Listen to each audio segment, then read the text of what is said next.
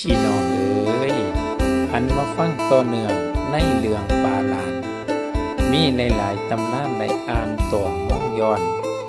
ตัดเป็นตอนมาเว้าแต่งสำเนาออกมาปงปูผ้าหลานขามทงเห็นแต่ดินจอดว่าทางหน้ามาแขนไก่ถอยกะถอยบ่ได้ไปต่อกะลานหิวเป็นตะคริวหิวโหยแอวห้อยละงมไห้ปูเลยปาหลานไว้หมายเที่ยวบอนหญ้าโปงหวังสิฟ้าวข้ามทงพ่อได้เห็นหมู่บ้านสิขอน้ำไปส่งหลานพ่อไปหอดหมู่บ้านทางปูกระจัดหาขอเข้าป่าอาหารใส่ลงผงเปเล่าวกระเล่งขึ้นย้อนบอนหลานนอนถ่าอยู่เล่งมาสู่อุ่มยาบอนฐานหลาอยู่ก้อยส่วนหลานน้อยล่อปูโดนมิดจอยค่อยพอล่อหาเลยบ่เห็นขึ้นมาพองสิตายหิวน้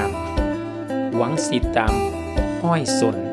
เลยหลงวนอยู่กลางทงมีแต่หญ้าขมงหลงไปคนละกำจำบ่ได้บ่อนมาพี่น้องเอ้ย